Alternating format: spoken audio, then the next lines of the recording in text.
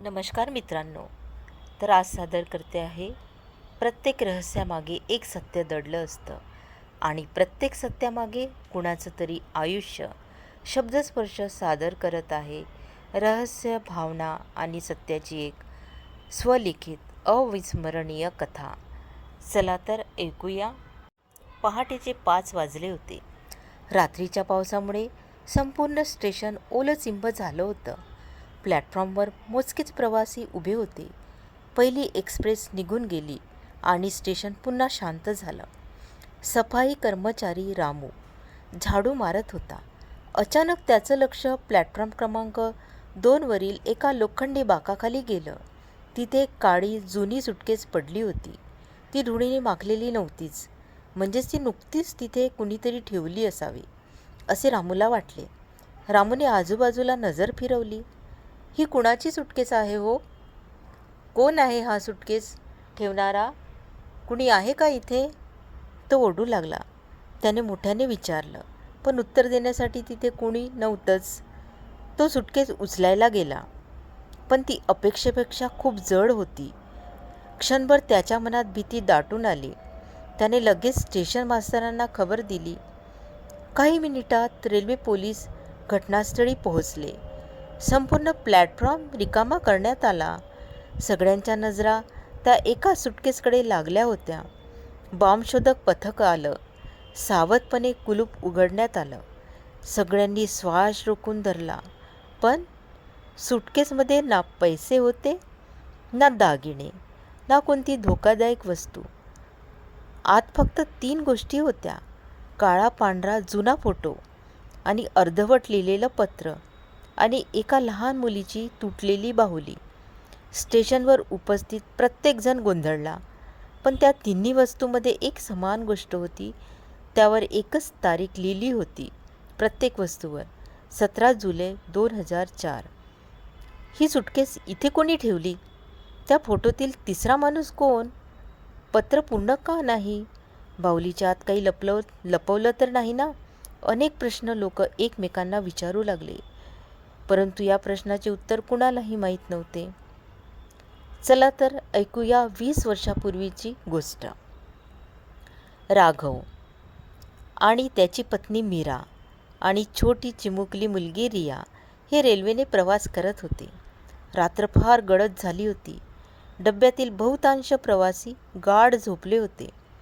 रियाला कुशीत घेऊन मीरालाही कधी डोळा लागला ते तिला कळलं नाही.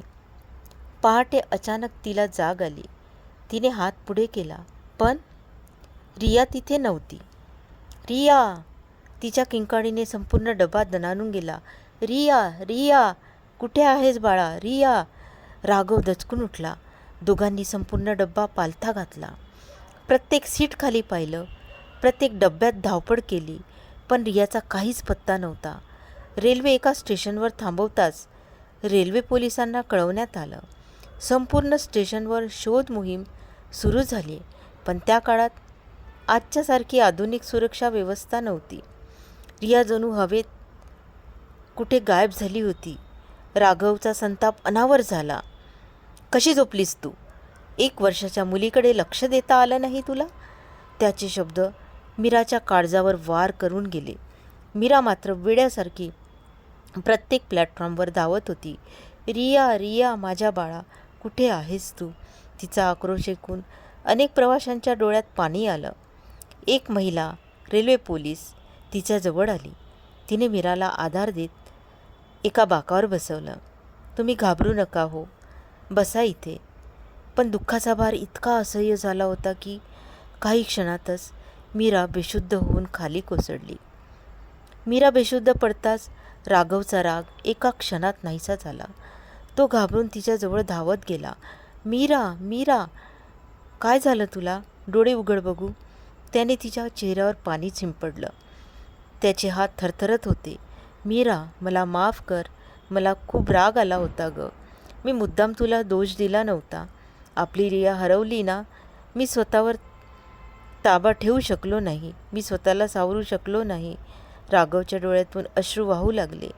पहिल्यांदाच त्याला जाणवलं, रिया हरवली होती, पण त्याच क्षणी तो आपल्या पत्नीलाही आधार हरवू लागला होता. आता शोधण्यासाठी काहीच पर्याय उरला नव्हता. रेल्वे पोलिसांनी रियाच्या बेपत्ता होण्याची तक्रार दाखल केली. राघव आणि मीराला धीर देत अधिकारी म्हणाले, आम्ही शोध थांबवणार नाही. रियाचा फोटो सर्व रेल्वे स्टेशनवर पाठवतो. काही माहिती मिळाली तर लगेच तुम्हाला कळवू. पण त्या आश्वासनानेही त्यांच्या मनाला दिलासा मिळाला नाही. जड अंतकरणाने दोघेही रिकाम्या हाताने घरी परतले. घरात रियाची छोटीशी बाहुली, तिचे कपडे आणि खेळणी तशीच पडली होती.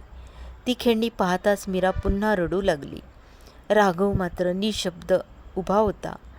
त्या दिवशी घरात इतकी शांतता होती. रियाच्या किलबिलाटाची उणीव प्रत्येक भिंतीला जाणवत होती. आता घरात अगदीच सन्नाटा वाटत होता. कुणीही काही न बोलता काम करायचे. मध्येच मोठ्याने ओरडत रिया रिया करून छातीवर धाडधाड मारून रडत राहायचे. रियाच्या हरवण्याची बातमी गावभर पसरली होती. नातेवाईक, शेजारी, मित्र सगळेच धीर देत होते. पण प्रत्येकाच्या चेहऱ्यावर एकच प्रश्न होता, रिया कुठे गेली असेल? 2 दिवसांनी एक पोलीस अधिकारी त्यांच्या घरी आला. त्यांना वाटलं काहीतरी चांगली बातमी घेऊन आला असेल. त्यांच्या चेहऱ्यावर हसू उमटलं, परंतु नाही. तो म्हणाला, आनंदी होऊ नका, मी फक्त चौकशीकरिता आलेलो आहो. त्याने शांतपणे विचारले, आम्हाला प्रत्येक शक्यता तपासावी लागते. कृपया गैरसमज करून घेऊ नका. काही प्रश्न विचारल्यानंतर तो म्हणाला, काही वेळा अशा प्रकरणामध्ये कुटुंबातील व्यक्तींचाही सहभाग आढळतो. त्यामुळे आम्हाला तुमच्यावरही संशयाच्या दृष्टीने चौकशी करावी लागेल. हे ऐकताच मीराच्या पायाखालची जमीन सरकली. ती धाडकनच अशी खाली बसली. राघव रागाने थरथरला, साहेब, आम्ही आमच्या मुलीसाठी जीव देऊ आणि तुम्ही आम्हालाच आरोपी समजत आहात? अधिकारी शांतपणे म्हणाले, शांत व्हा राघव, मी तसं म्हणालो नाही. आम्ही तुम्हाला दोषी पण म्हणत नाही. पण सत्य शोधण्यासाठी प्रत्येक शक्यता तपासणं आमचं कर्तव्य आहे. हो साहेब, असं बोलून दुःखी करू नका त्यांना. आमच्या सर्वांचा जीव आहे रिया बाळावर, शेजारी पाजारी म्हणू लागले.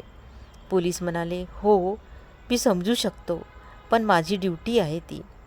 त्या आरोपींना फक्त राघव आणि मीराच नाही, तर दोन्ही कुटुंबाच्या पायाखालची जमीन सरकली होती. त्या आरोपांनी फक्त राघव नाही, मीरा नाही, तर दोन्ही कुटुंब आणि शेजाऱ्यांच्या पायाखालची जमीन सरकली होती. रियाचे आजी आजोबा सुन्न झाले होते.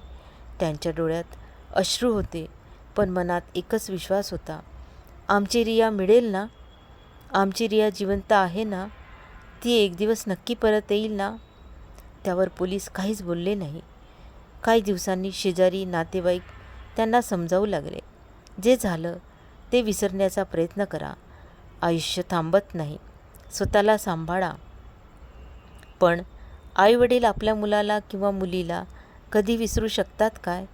प्रत्येक वाढदिवशी मीराचे डोळे दाराकडे लागले राहायचे. राघव मात्र प्रत्येक वर्षी रियासाठी एक छोटी भेटवस्तू आणायचा आणि कपाटात जपून ठेवायचा. हळूहळू दोघांनी चेहऱ्यावर हसू आणण्याचं शिकलं, पण मनातलं दुःख त्यांनी आयुष्यभर लपवून ठेवलं.